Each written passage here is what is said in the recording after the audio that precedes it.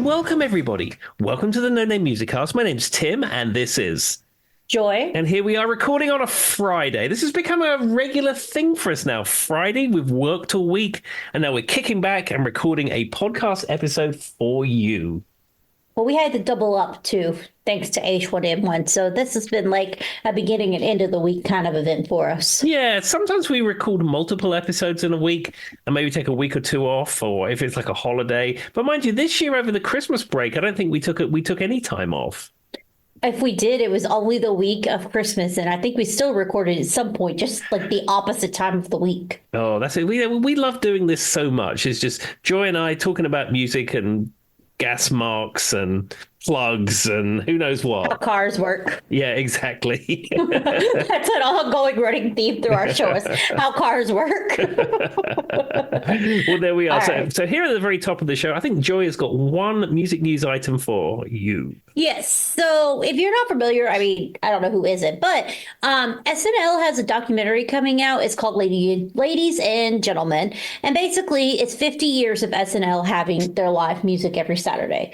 I mean, I feel like we all seen many different iconic SNL musicians. Obviously, we've talked about, I think, Sinead O'Connor on here. I mean, but they've had everyone from Mick Jagger to Miley Cyrus to Madonna to Rage Against the Machine and anyone in between. So this documentary is coming out. It's being produced from the Roots. Questlove from the Roots is doing it. And basically they're going through and they're honoring, because they just hit 50 years, all the different people who have performed on SNL. And they're going to talk to the artists, get like the behind the scenes. It's going to be a documentary. It's supposed to come out this week, I think. This Monday on NBC is when it's going to be live, 8 p.m. Eastern, 7 p.m. Central. And then after that, you can watch it on the Peacock. Yeah, so I know that on Peacock they've had a whole SNL documentary, and that wasn't music related. That was the whole of SNL. And as I've said before, I've only ever seen SNL twice, and it's not something that I really grew up with, so it doesn't have a lot of cultural cachet for me. However, I did hear about this music documentary being done by Questlove of the Roots fame, and I think that might be quite interesting because, like you say, there's been so many iconic musical performances on SNL. I mean, if you just think about it, so some of the people they mentioned are Justin Timberlake, Paul Simon, Eddie Murphy, Olivia Rodrigo, Jack White, Billie Eilish. They've even had, Blondie.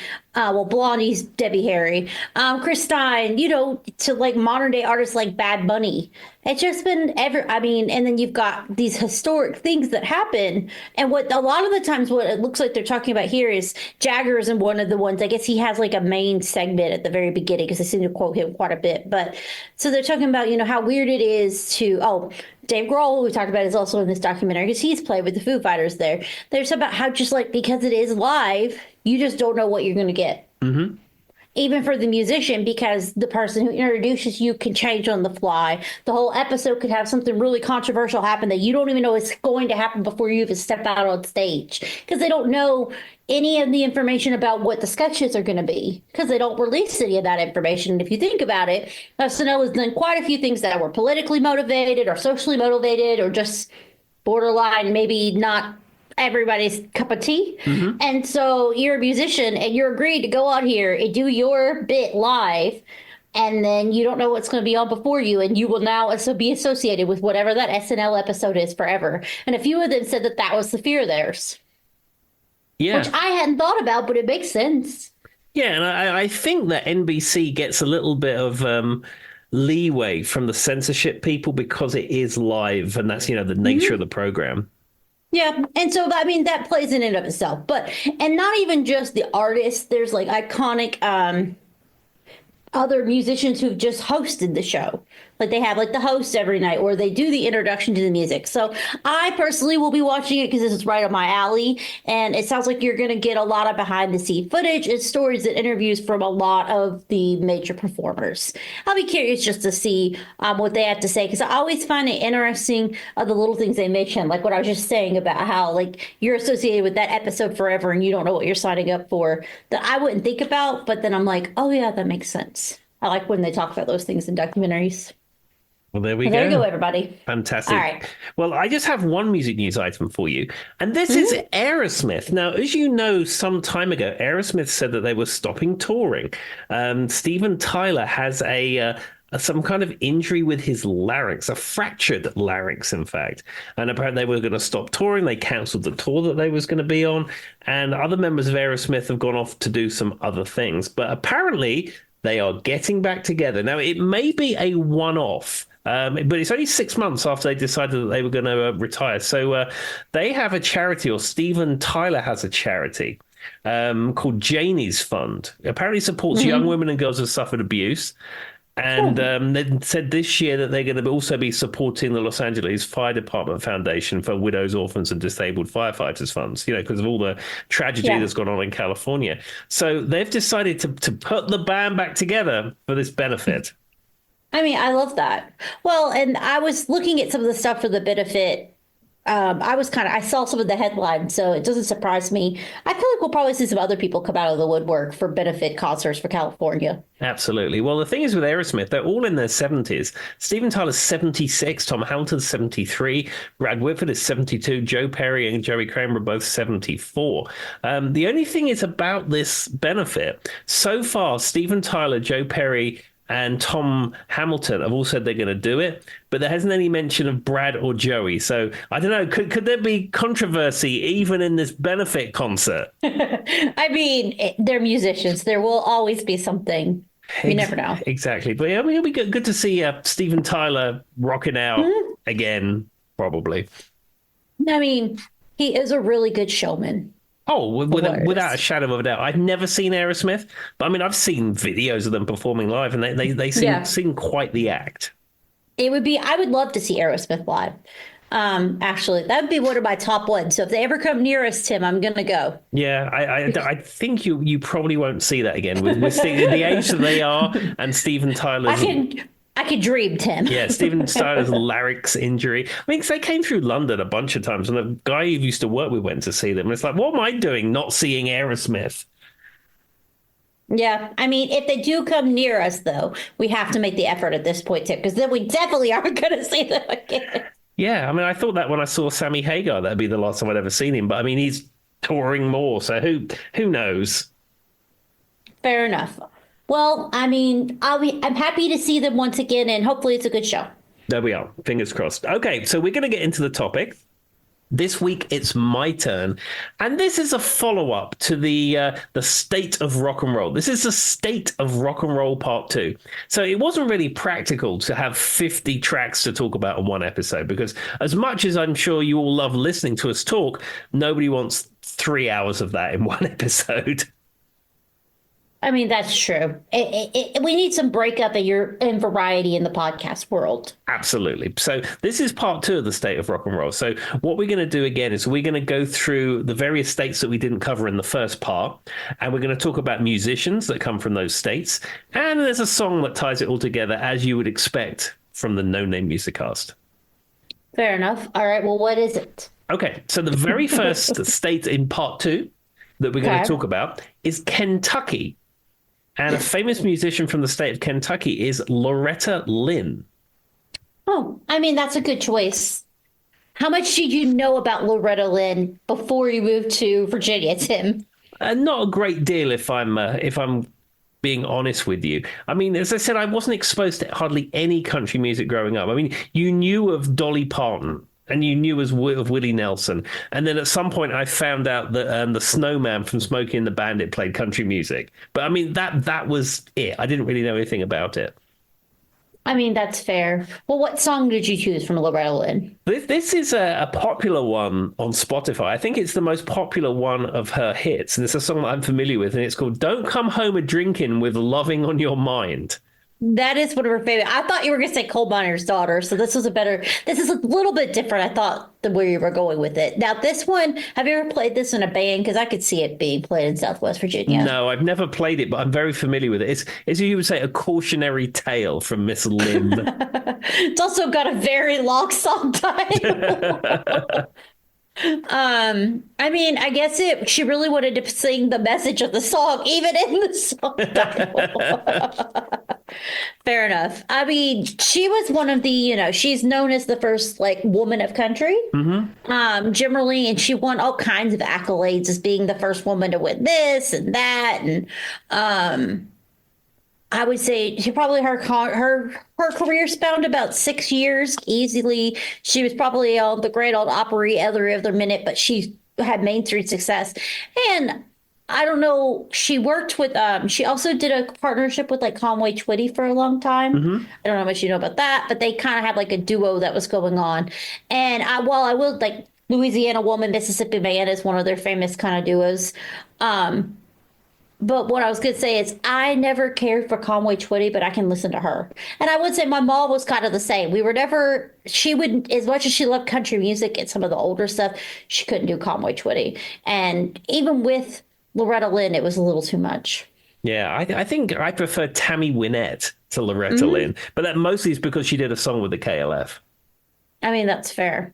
All right, well, what's our next state? Okay, so the next state that we're going to come to is Louisiana. That's where my father was born. Yep, and another famous person that comes from the estate of Louisiana that's not your father is Louis Armstrong. Oh, you're like, it's not your father. To be fair, my dad's name is Jim Morrison. Don't get confused. I think he's from Louisiana. All right, what Louis Armstrong song did you pick? Well, I picked a very obvious choice with What a Wonderful World. Probably the most used, if not the most used song of all time in every movie, show, cartoon. Oh, I don't know. 100%. The original Hitchhiker's Guide to the Galaxy, the BBC TV show, which I think is absolutely fantastic. The very last episode of that has What a Wonderful World in it. I mean, and to be fair, though, for those who don't know, Louis Armstrong played the trumpet, and I think he played. Wasn't he he was really known to play the trumpet? Obviously, he sang, and I think he did a few other jazz instruments too. And so, generally, he's more known for his jazz kind of songs. And What a Wonderful World, I think, was like a good transition between that jazz big band song and pop music. And so that's why it works so well because you get the best of both worlds in that song. Yeah, absolutely. It was I think you call it a crossover hit.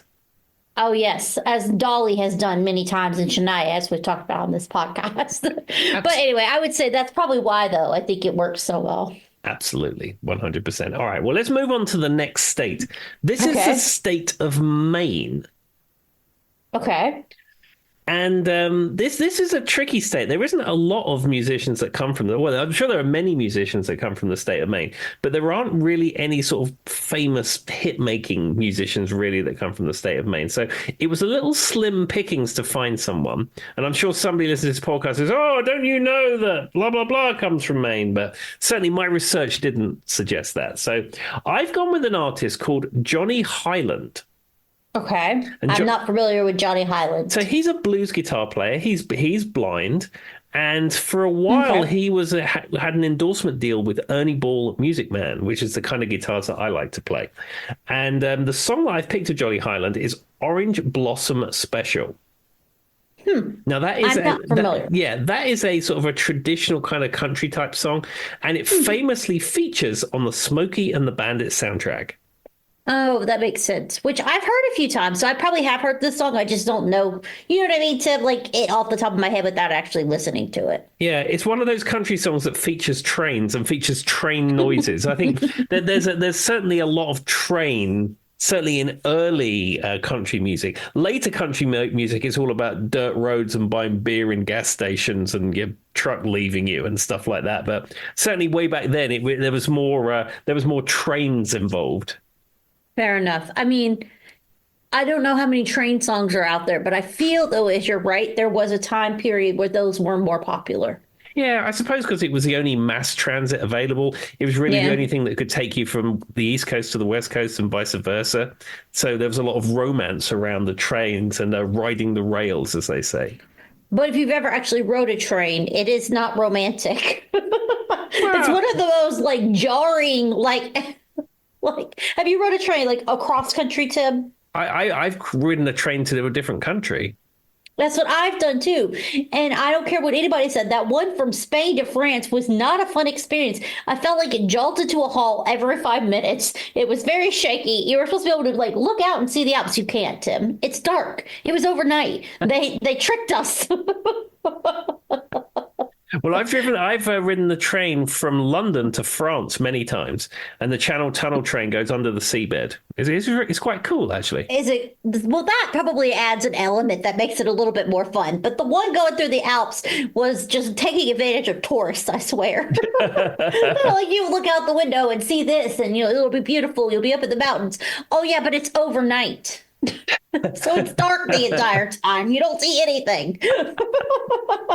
And it felt like every time we would stop at a train station, it'd be like, and you're trying to sleep. And of course, I was on the top bunk. So, like, I'd go from one end of the side to the back to say I didn't hope I didn't fall off. Yeah, I've never been on a sleeper train like that. All of my train journeys have just been into the in the daytime. And then on one of the train carts, one of my teachers that was with us, the one who was over the Spanish department, her head, well, we had our suitcases in the overhead thing, one flew out and hit her over the head and knocked her out. I had to call medic team. Oh no. This calamity followed you, Joy.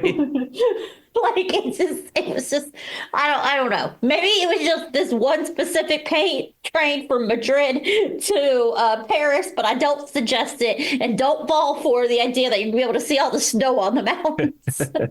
No, get a cheap flight and be done with it. It's much easier. I will say though, the France airline that we rode on we took a very small plane from France to Germany when we were leaving, Mm-hmm. And I can't remember I don't know what the French airline was, but that was the best plane I've ever been on. Like there was so much foot room. It was a small one, right? It was just a small plane. But like there was so much room. There was only 2 chairs on each side. There wasn't a 3 like in the middle. Like you just had 4 total. Like I remember I was like in the front row so I could actually like kick my legs. That was the best fare. I don't know, it was like Air France or something, but it was the best plane I've ever been on. There we are. The best plane I ever went on was Virgin Atlantic because some point in the afternoon of the flight, they brought around ice cream.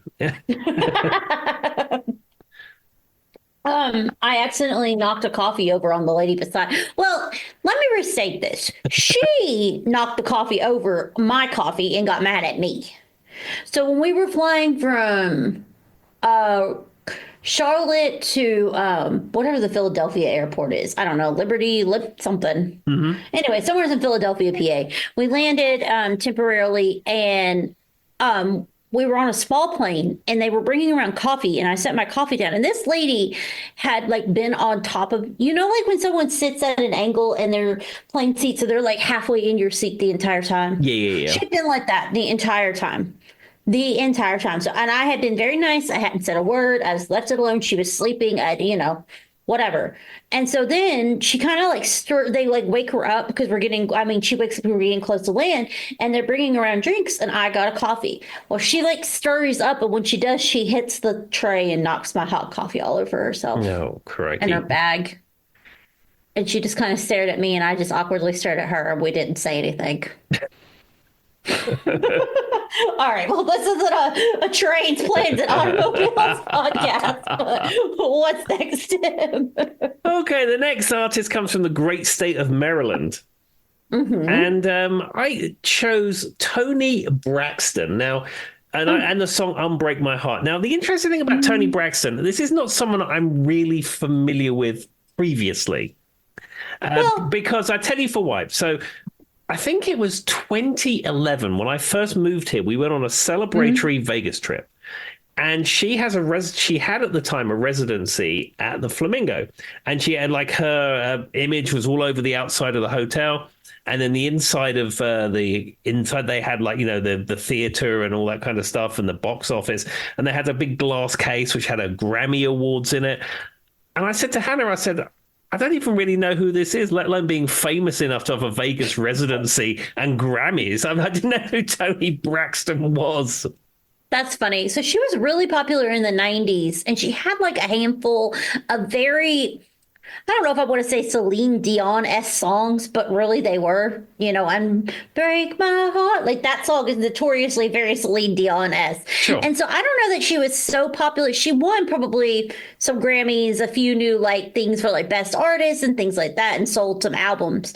But she was only popular for a short amount of time in history, if that makes sense. Yeah. Like a few years, and then she just kind of like fizzled out. But I could see why they would want someone like her for Vegas because of the whole like she's like got that big kind of boisterous, almost operatic personality like Celine Dion. Yeah, I can see that. I mean, I've listened to her music since, and I listened to some tracks of hers researching this episode. And yes, it does have that big kind of bombastic sound. I mean, I could see Charlie listening to a Toni Braxton song.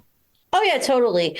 And so I think that that's probably why. But to be fair, in your defense, Tim, even in America, she was probably only active in the music field for 5, 6 years. Okay. Tops. But for those years, I'm pretty sure she won like Best New Artist and like a few Grammys for different songs and various other things. And now she's kind of known more like as the kind of person who competes on Dancing with the Stars.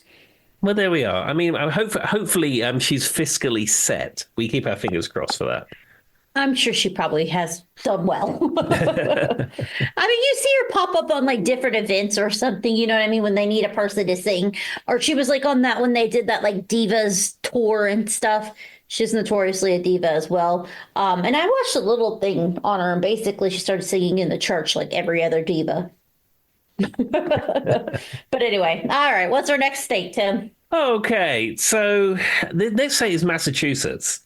And really, there's only one band. I mean, there's a number of bands that come from Massachusetts, but there's only one that comes to mind. They're the Bad Boys from Boston. In fact, we spoke about them earlier on this episode, and that would be Aerosmith. That's fair. I mean, at least you didn't say Boston, the band, because I don't know. Are they actually from Boston? I have no idea. Yeah. They are? Yeah. Okay. I was making sure because I was like, watch somebody be yelling at me like, Joy, don't you know they're actually not from Boston? That's a fact everybody knows. I assumed, but you know what I mean, Tim? Like, I never Googled to make sure they were actually from there. It was just an assumption. Yeah, it's Tom Scholes. He was a scientist who worked for Polaroid, I think. And he made the first Boston album in his basement. And then he got running label interest and stuff like that. But no, he was from Boston. Okay, good. So they weren't just making that up. All right, back to the band Tim actually picked, which was Aerosmith. What song did you choose? Well, I chose one from the album Get a Grip, which is a later career album, and that is the song Amazing.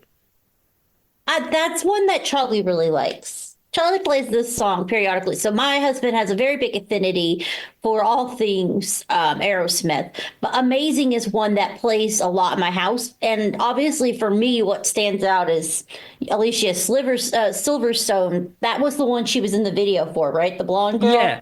Her and Liv Tyler were in a bunch of Aerosmith videos in that era. I think that Alicia Silverstone, if she wasn't super famous at that point, she was on the cusp. She was on the cusp. She didn't really reach like mainstream fame, I would say, until Clueless, the movie, in the 90s. And that could just be biased because, she was the original girl from Clueless before in the original movie. And that's what I know her from. But yeah, it's also just weird that, his daughter was in the music videos too a lot. That was very strange. Yeah, was Liv Tyler estranged from Steven Tyler, or wasn't aware that Steven Tyler was her father? Because it seems that she appeared out of nowhere. I have no clue. I don't know. I've never heard she was. I don't know what the relationship was there, but the fact that some of the things she did in the music video just felt very awkward for someone to do as your daughter. That's true, but she's an actor. She's pretending to be somebody else. That's true, but I just don't know that I could do it. But I also don't know why. I don't know if Alicia Silverstone was like friends with Liv Tyler. I don't know why she just started appearing in the videos too out of nowhere. Well, I'd imagine they wanted a attractive blonde person to complement the attractive brunette person, and they went through a casting agency, and then Alicia Silverstone auditioned for the part, and there you go. Maybe. That's a good theory, Tim. It seems accurate. But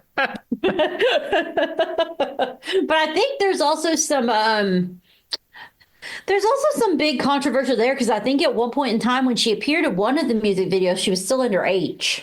Okay. So, that's just something to think about. And of course, now she's now known for she's big into PETA and like promoting diets and that kind of thing. But there we go. Everyone's got to have something to do, I suppose. I mean, it's just something she cares about. So Yeah. it is what it is. There we All are. right, what's next? Okay. Next one is the state of Michigan. Now, there's lots of musicians that come from Michigan, but following in with the kind of stuff that we talk about on the No Name Music Cast, I could only pick one person, and that would be Madonna. Good old Madonna. All right, what song did we choose? Well, I chose the song "Open Your Heart." Oh, that's a good one. I mean, that's one that would have been what, mid 80s? Yeah, it's from True Blue, so I was gonna say, I think it's on that album. Okay. I mean, it's a good pop hit. It definitely does lend itself to what we were talking about with Lady Gaga. It does sound similar to something she might come up with. But also this is one that I don't feel like, was this a single? I don't think it was. It was a single, and they made a video for it as well. But I don't think I've seen it. I've definitely heard the song 1,000 times, but I'm not sure I've seen the music video. But because when I think of the singles from this album, obviously the first thing that comes to mind is like Lucky Star or something of that nature. Or True Blue, probably the title cut, which is probably the most famous one. That would have made more sense. We're not going to talk about it. After you said that, I was like, yeah, but for some reason I thought Lucky Star. Now, on to Madonna. She's such an interesting character to me because she's Madonna and I can't quite understand her. But I will say, I wonder how much the most recent antics that we hear about her are true and how much of it is just hearsay. But I would be pretty upset if I went to her concert and sat there for 2 hours and she never came out. I think it's true because, I mean, your average person of the public, why would they want to lie about that if it wasn't true? And especially multiple people at the concert were saying it. Yeah, it's just disrespectful. And as I've said before, it's all really worth thinking, oh, well, I'm Madonna and I can just show up whenever I want. But you got to think of the crew. You got to think of the logistics, the catering people. And even like that, people that pay their hard-earned money to come and see you, who have work, who have babysitters, who have commitments, who have jobs, who have things that they work their life around the fact that they can be somewhere for 2 or 3 hours to enjoy a concert.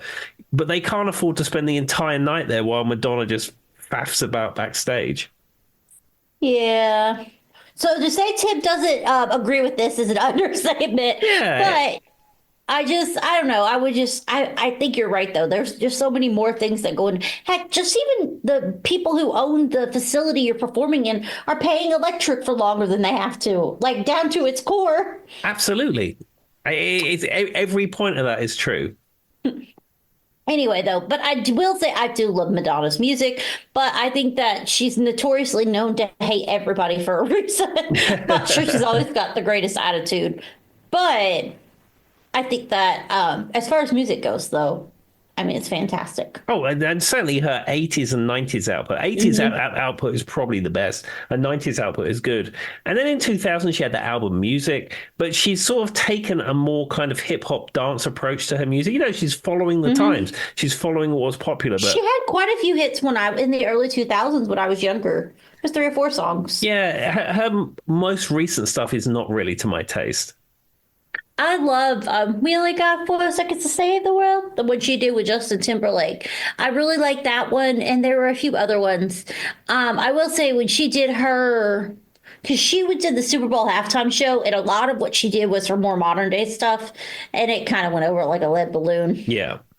It's like she would have been fine if maybe she had did like a song from each kind of genre. You know what I mean, Tim? But she tried to focus on the most recent 2000s album, and the average football watcher that's in their 50s does not know Madonna's the song Time with Justin Timberlake or whatever. You know what I mean? Yeah. Like, that's just not going to go over well. That's true. I mean, at least our friend Katy Perry, when she did Super Bowl halftime, she picked things all the way through her career.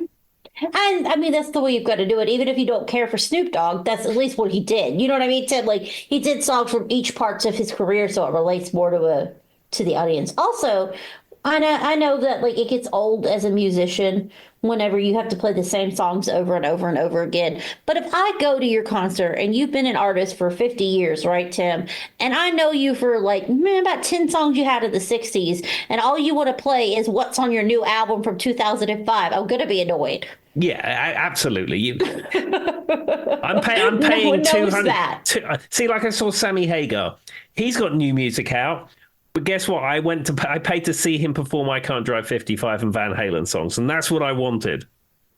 And it's okay to mix it up. You can do a little bit of both, but I need some of that familiarity. There's a reason why I'm here. If I go see Hall and Oates, and you know what I mean, Tim, we don't hear whatever, I'm going to be mad. Absolutely. But anyway, all right, what's our next state? Okay, it's the state of Minnesota. And really, there is only one musician from the state of Minnesota that matters. And I apologize if you're a musician in the state of Somebody Minnesota. listening's like, dang, Tim. But I tell you, Mr. Prince Rogers Nelson.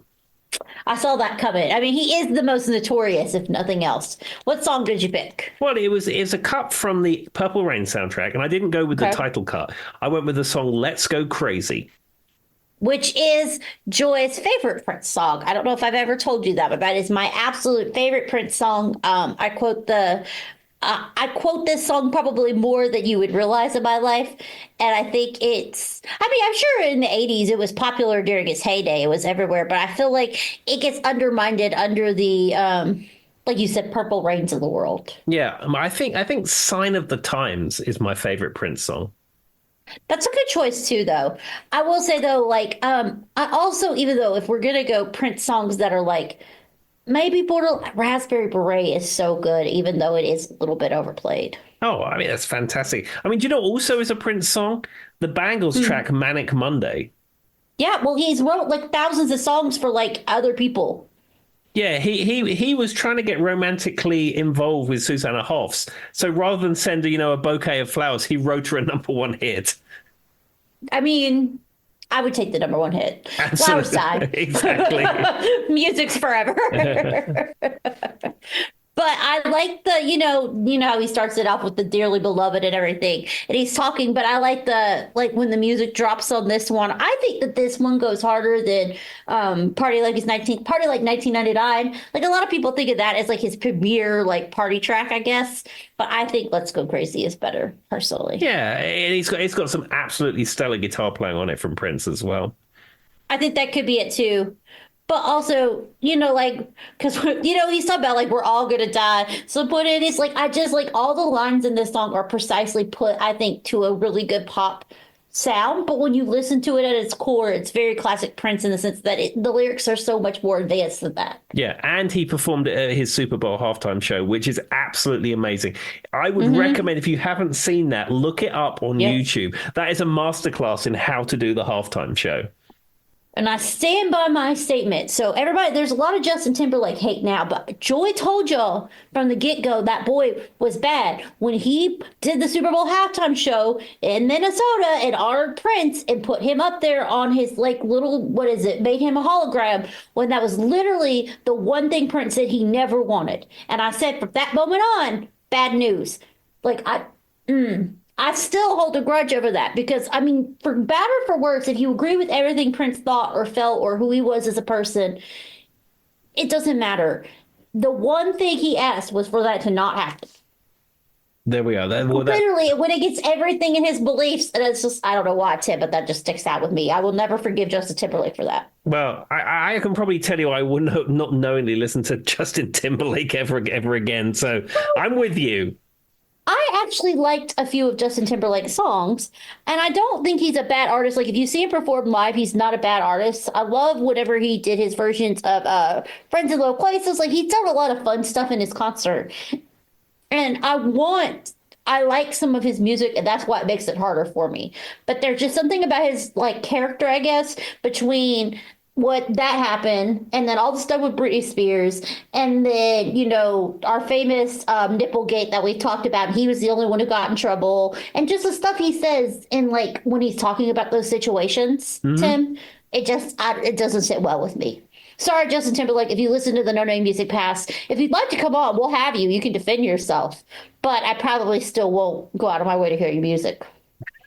Thank you for coming to my TED Talk, everybody. All right, I don't like how I had that whole conversation with myself while Tim just looked at me. All right. Well, anyway, I'll get off my high horse. What's the next state? Well, the next state will be the state of Mississippi. Oh, well, I probably know where this is going. Yep, and that would be Elvis Aaron Presley.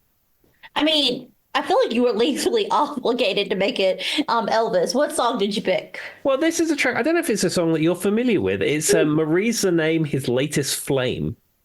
It is not. I mean, that's like me teaching you about what was it? The Copole Sally, Yeah. or whatever it is. I have not heard this song. Was it one of his later tracks, earlier tracks? What Elvis are we talking? For by today, Marie's the name, and his latest flame. Ba-bum, ba-bum. It's exactly like that. It's identical. Nailed it. Nobody will even know this whole episode's going to get flagged for copyright because of this version of Elvis. Honestly, I don't think I've ever heard that song. To be fair, though, Elvis is one of those artists that I feel like everybody respects, but some of his music's gotten lost in time. Yeah, it's as I've said before, for a certain generation, I mean, he still is the king of rock and roll. He's rock and roll royalty, and he is the king. But there's a generation of people where he is the best thing ever.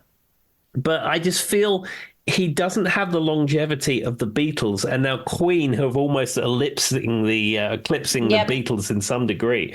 I just think Tim's right. I think in 50 years' time, people will still listen to the Beatles. I mean, I think Elvis will still be there, but I think he's more niche with younger generations. I agree with you on that. That's also why his documentary or his biopic didn't do as well.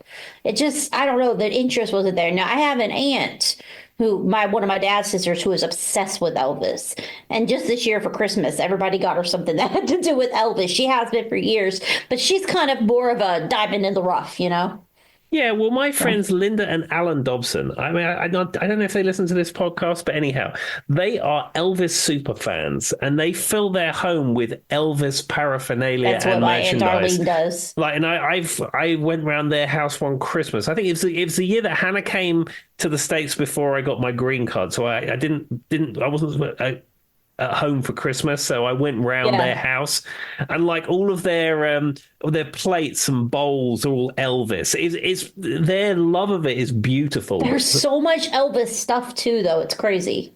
Oh, I mean, have you ever been to Graceland? Yes. And you've been into the gift shop at Graceland. Mm-hmm. Everything that you could ever imagine ever is available in Elvis. Yep.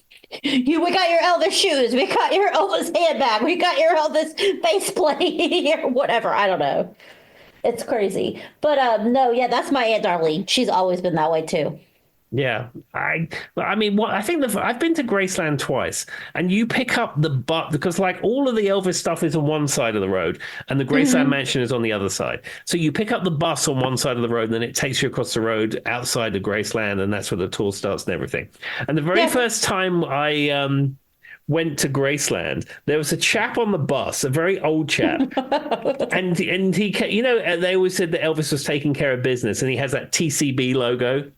Yeah.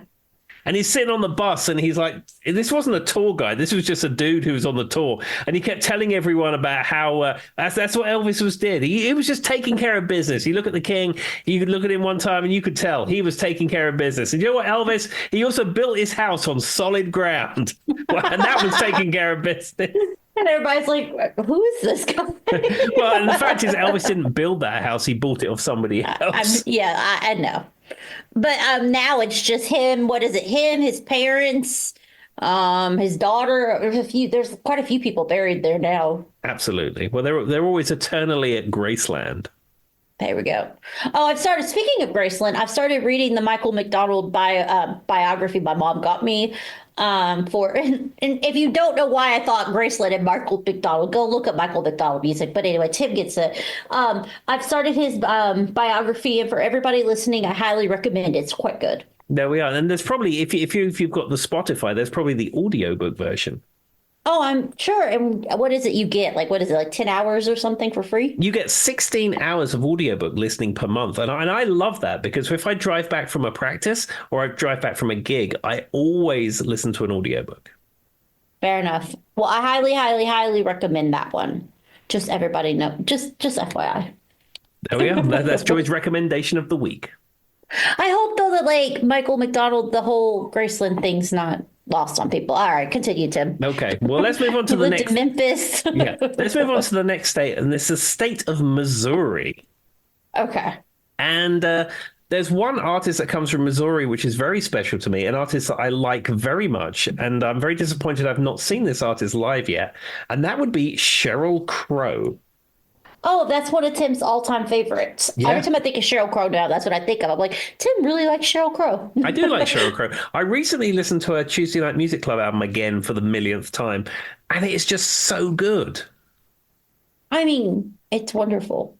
The other thing about her, though, is I feel like she's vastly underrated because, like, as Tim's pointed out, the amount of instruments and, like, the musicry that she has. Like, I feel like a lot of people think of Sheryl Crow as just the lady who sings on the radio, but she's very musically talented. Yeah, she writes all of her music. She plays bass. I think her primary instrument is bass. She plays guitar. She plays keyboard. She's a fantastic singer. I mean, I just wish I could go and see her in concert. And she's been to Roanoke, but I was playing a gig when she was here. So I was actually looking on her website yesterday or the day before, and she's announced some dates for 2025, but there's nowhere that's really near here. Darn. Well, maybe you'll have to travel, Tim. Make it somehow, like, line up perfectly with your birthday. You could, like, combine the efforts. That's true. Or maybe she could come to the Roanoke Civic Center, and that would be very handy.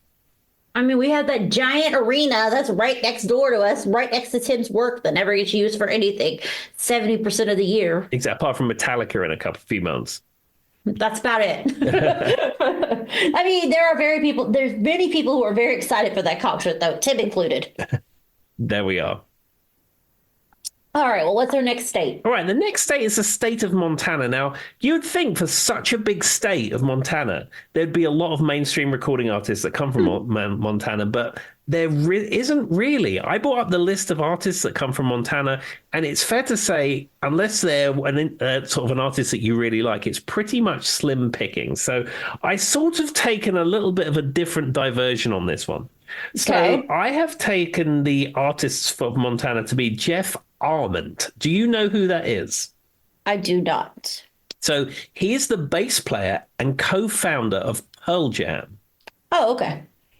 And so by default, Pearl Jam are from Montana, probably. Isk. Twice removed. I mean, they are famously known to be formed in Washington, Seattle. I'm fairly certain, but okay. but their founder member comes from Montana. I mean... Okay. I didn't know it by name, but yes, I know who you're speaking of now. Okay. So I picked a song from their album 10, which really is probably all you need in the world of Pearl Jam, and it would be the song Jeremy. Song is so dark though. But I will say, of all the songs that I think of when I think of Pearl Jam, it's the first one that comes to mind. Oh, 100%. And to be fair, I am a very much, there really is only one album of Pearl Jam you really need to listen to kind of girl. So I agree with Tim on that. As much as there are some diehard, we have one person who's a very big Pearl Jam fan who's on our podcast, Ian Husbands.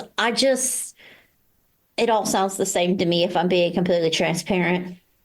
Versus is good, 10 is good, and I struggle with the rest of it. And even Ian, I think when we spoke to him on our podcast, he said some of the more recent Pearl Jam stuff and their new album, even he was struggling to get into that. That's fair. I mean, I think that there's, for what it is, I have a few Pearl Jam songs that, like, don't get me wrong, they pop up on my Spotify. I just don't think that I could ever listen to, like, a full Pearl Jam album from beginning to end. You can with 10. 10 is hit after hit after hit after hit. But even Versus, it sort of falls off a bit towards the end.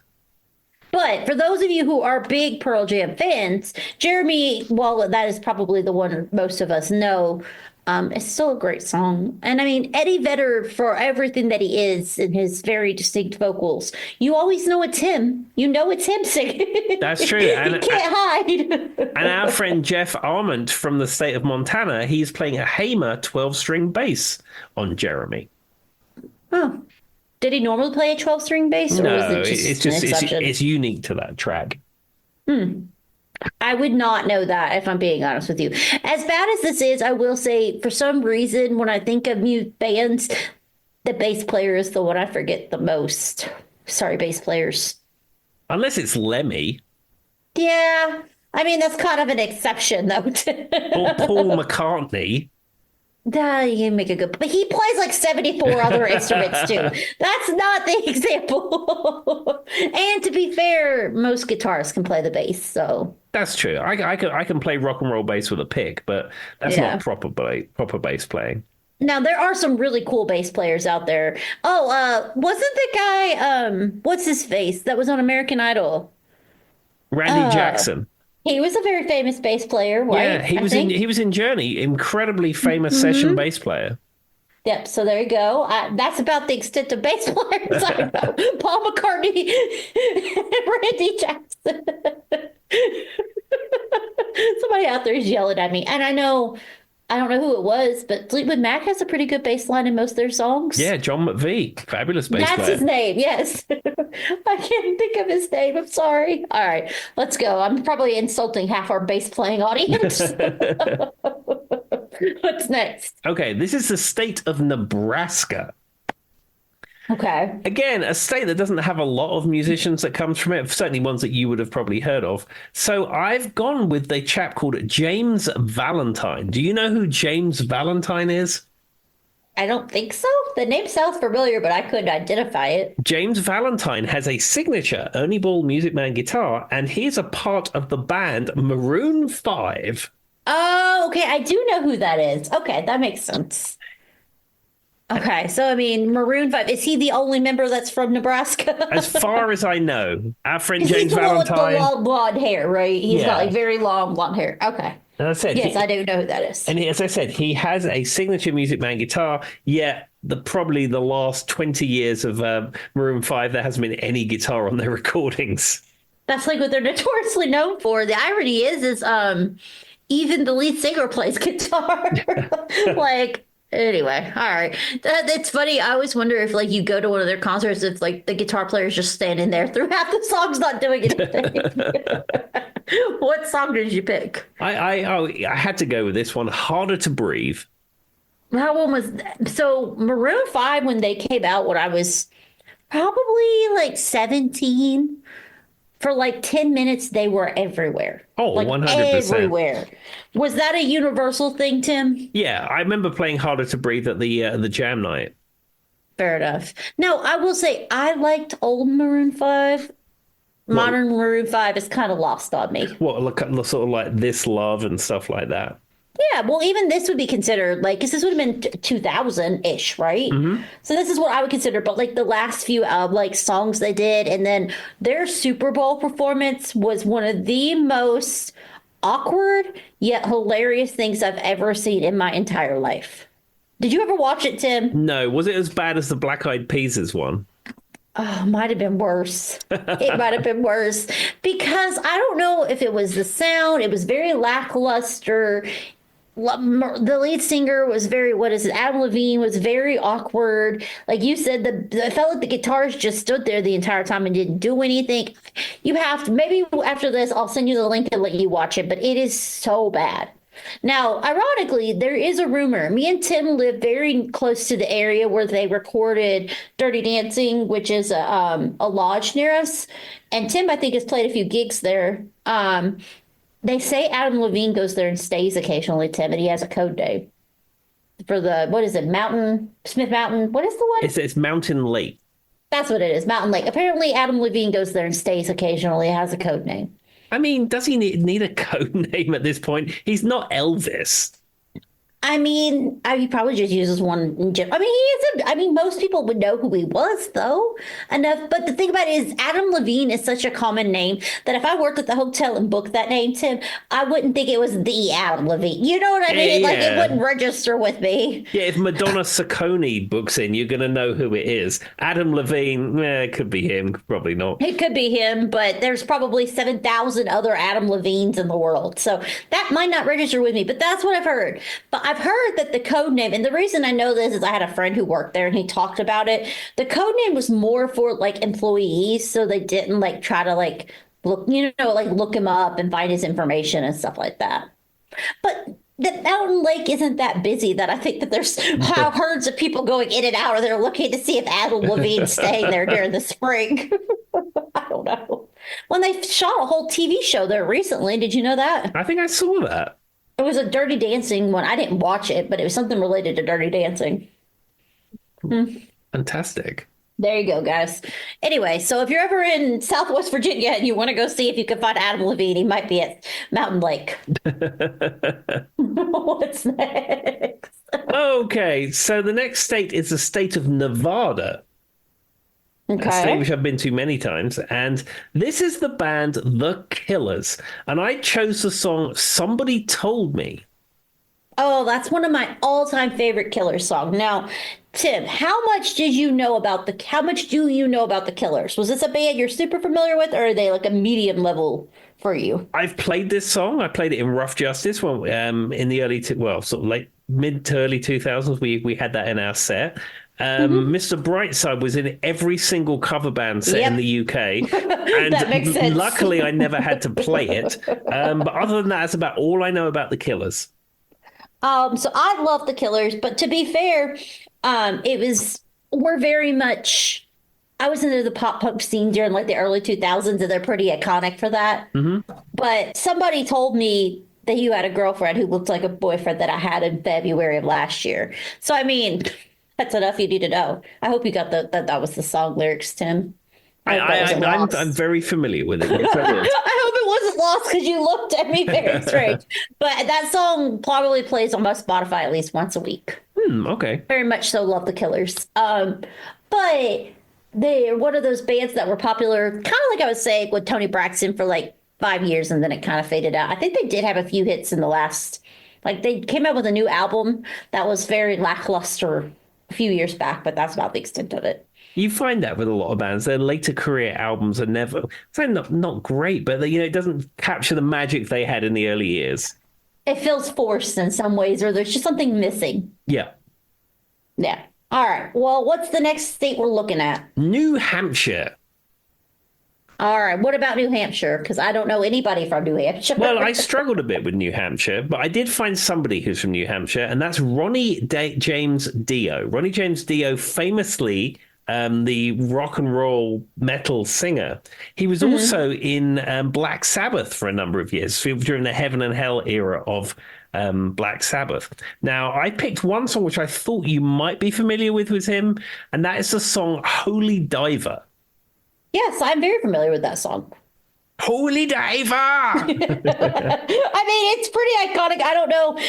I don't know that, like, I think about it regularly, but this song plays on my Spotify. It's played on every 80s rock channel in Southwest Virginia.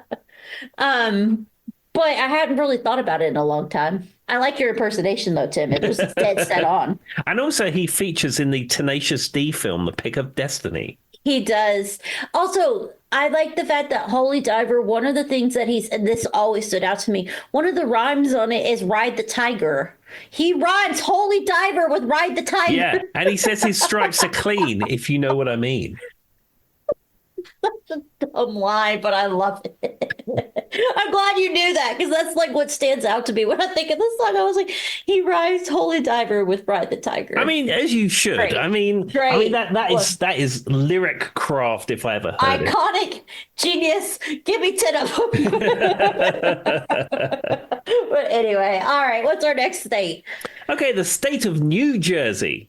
Now, there was a few artists that come from New Jersey, Bon Jovi being one of them, but I didn't pick Bon Jovi. I picked The Boss. And that would be Bruce Springsteen. And I picked the song I'm on Fire from his album Born in the USA.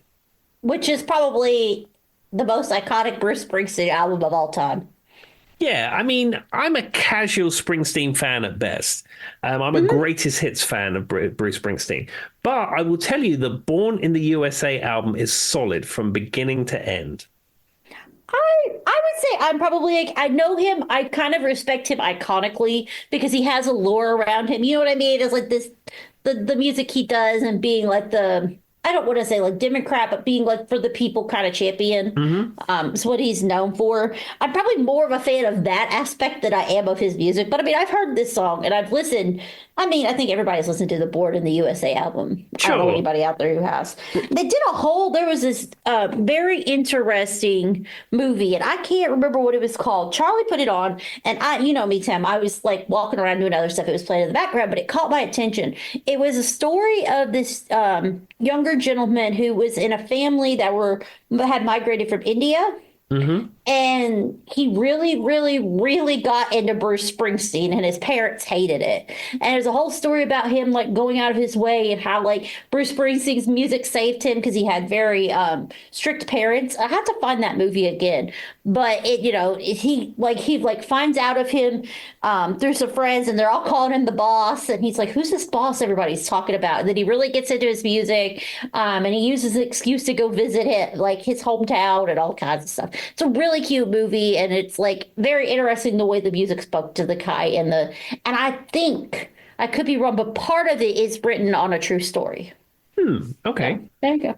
That's random, but that's what I think of when I think of Bruce Springsteen. And if I'll go find this and have you put it in the show notes what the name of it is. I highly recommend that if anybody's looking for a good kind of music related movie. Yeah, I always think of Courtney Cox being in the Dancing in the Dark video myself. I mean, that is very random and iconic and the same.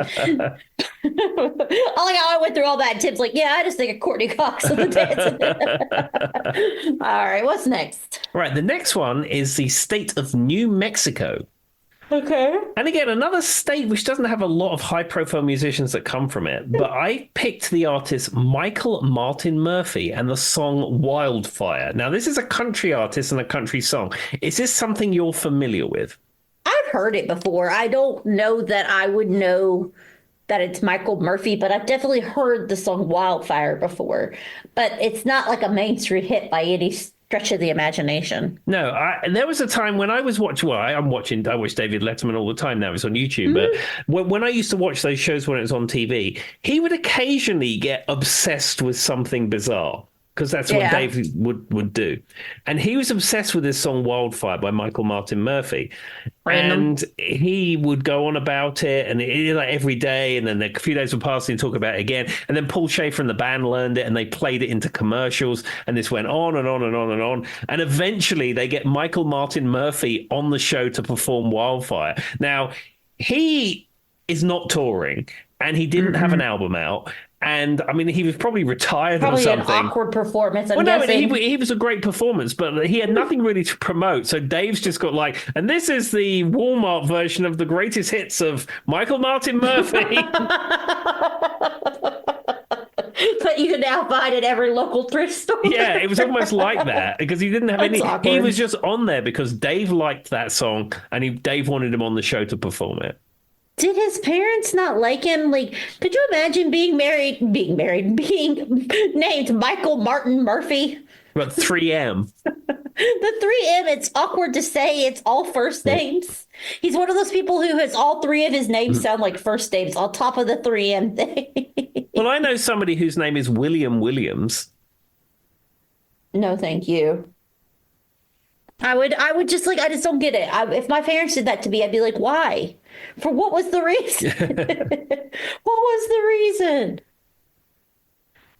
But anyway, yeah, I've heard this song, but it's kind of a random. He's kind of like known as a progressive country musician, and he did this thing called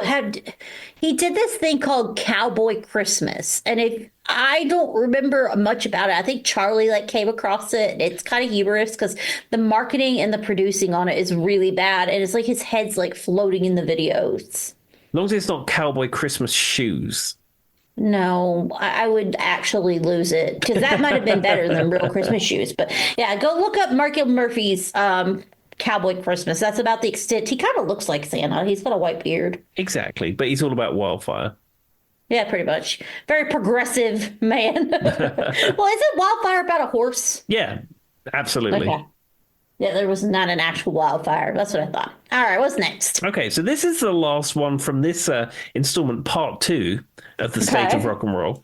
This would be New York. Now, there have been many great artists So that come you from... should have had plenty of options. But I went with the most iconic artist from New York. That would be Billy Joel. And I went with the song Scenes from an Italian Restaurant. So, for those who don't know, one of my favorite artists is Billy Joel, and I Scenes from an Italian Restaurant is fantastic. That whole album was really great. I mean, I personally probably would have went with Vienna because that one sticks out to me a little bit more. But for what it's worth, I always find Billy Joel to be, I don't want to say the American version of Elton John, but I really do. In the sense that the way his persona is versus the way Elton John's is. Like if you were gonna Americanize Elton John, I think you'd get Billy Joel. Yeah, and in fact they toured together in the 90s. You saw them together, right? Well, or did they not show up or Billy something? Joel had a problem with his voice and pulled out, and Elton played a 3-hour show instead. It was at Wembley Stadium. That's what I thought. So now I'm still very sad. Tim knows where this is going because I've talked about this. My friend Molly used to work for a local daycare where a lot of very fancy-esque families who have more money than I would send their children. Mm-hmm. And they offered her, because him and Elton did a concert tour. I don't know, this probably was like 2010, 2011. They were performing again together. They came to Roanoke or was Charlotte. Roanoke or Charlotte, I can't remember. And she offered her the tickets, and she offered them to her for they were going for thousands, Tim. That's not even a joke. And she offered them to her for a few $100, and Molly turned it down. And she had two. I've never forgiven Molly for turning that concert down. I would have paid. I would have paid the money. I've not let her live that one down. Oh, well. Sorry, Molly. Well, you did get to see Elton. I mean, it's not all lost. That's true. But I wanted to see them together. But who knows? I would have got there and something would have happened, and I would have been like Tim, and it had only been one of them. Would have been about right. All right. Well, with this second installment, is there anything else you'd like to say to the people? Yeah. So there was just one thing I was going to do to wrap up. So as we was going through the states, we hadn't said whether we'd been to those states. So let's just. Oh, yes. That was the final piece. I remember. So let's wrap up. So I have been to Kentucky. Have you been to Kentucky? Yes. Because I went to multiple times. Yeah, really. I went to Corbin, Kentucky, which is the home of Kentucky Fried Chicken. I did a mission trip there when I was in high school, and we went and helped people who needed food and housing assistance. Okay. Louisiana. I've never been to Louisiana. My dad is from Louisiana, Morgan City, so we visited family there. I've been to Morgan City and basically all Lafayette, and then New Orleans and stuff like that. Okay. I've never been to Maine. If I have, I don't remember it. I mean, I guess I may have driven through it, going up north, but I don't think so. Doesn't ring a bell. Maryland. I've been to Maryland. Yeah. When I spent a summer in Washington, D.C., and, Maryland is right there. So we went up there a few times. We had friends who lived there. Yeah, I went to I used the lavatory in a very scary McDonald's in Maryland. And it's a whole long story which I may have told on this podcast, but I'm not going to retell it now. Fair enough. All right. What's the other states? Massachusetts. I don't think so. Nope, I've never been there either. I don't think so. Michigan. No. I have been to Detroit. I don't think so. No, I'm trying to think because I've drove through a lot of states. Because when I was in high school, I went with my dad a few times when he was training truck drivers and driving truck. And so we drove through a lot of states. So, but it doesn't ring a bell. Okay. If it did, it didn't stand out to me. I've been to Detroit. I've only been to Detroit Airport, but I have been to Detroit. And it's the only airport I've ever come across that has a hotel that's airside. That's airside? Yeah, what do you mean? After you pass security, it's considered airside. Oh, once you get past security. Okay. Yeah. I was thinking you meant it was on the tar maps, and I was like, what? No, anything, where the gates are in airports, it's called airside. I know what you're saying now, but for some reason, I just imagined a giant hotel sitting there by the runway. Anyway, what's the next thing? Minnesota. I've never been to Minnesota. Minnesota. I don't think so. It doesn't ring a bell. Sorry, people of Minnesota. I don't remember. No, I don't think so. Mississippi. I've been to Mississippi. I've been to Tunica, Mississippi, to the casino district, and we stayed in the Gold Strike Casino. I have been to Mississippi probably dozens of times, at least 20, 30 times. I'm from the area of Florida that's the Panhandle, so the Gulf Coast, and there's an area there called Farilla, which is Florida, Alabama, and Mississippi all mixed together. I was born right there, so been to Mississippi plenty of times. I got family there, etc., etc. There we go. Missouri. I've never been to Missouri. I've been to Missouri. I drove through it quite a few times. Whenever we were going, when I lived in Utah, we'd have to go through Missouri because you go on I-80 West. You always go through Missouri. So I've been there, and that sticks out to me because they have that big, like when you're going in Missouri, there's Kansas City, Missouri. They have like a very big, like giant silver statue thing. I don't know if you know what I'm talking about. It looks like a bridge kind of, but it's like a big U shape. Okay. Tim's like, I don't know what you're talking about, but that sticks out to me. I remember seeing that distinctly. But anyway, all right. What's the next one? Montana. Somebody's yelling at me, whatever that thing's called. Montana. The spiritual home of David Letterman. I've never been there. I think I drove through it, but I don't know if that counts because it probably would have had to get to the West Coast. Montana's kind of central, right? Yeah. I think I've drove through it. Okay. How about Nebraska? I've never been to Nebraska. Yes, I had a car. No, that was Wyoming. Never mind. No, not Nebraska. I mixed my states up. All right, what's that? Nevada. I've been to Nevada more times than I care to remember because Vegas is there. I lived in Utah, and we would take the party bus from Salt Lake City down into Vegas and go gamble. So, yes. Well, and Wendover and all the little cities there. There we are. New Hampshire. I've never been to New Hampshire. I don't think I have. No, not off the top of my head. There we are. New Jersey. I've been to New Jersey. I've been to Atlantic City, or as the locals call it, AC. I've been to a Walmart in New Jersey. I've stayed in a hotel in New Jersey. It's all going on. I have family members who live in New Jersey. I've been there plenty of times. I mean, if you've been in New York, you probably drove through New Jersey. Pretty much most of us have. Like Tim says, I've stopped at gas stations. I'm sure I've stayed at a hotel in New Jersey. When we went to see, if you go to New York or you go to PA, you always go through Jersey. So. Yeah, you go down on the New Jersey Turnpike, in fact. Mm-hmm. So yes, I've been to New Jersey. There we are.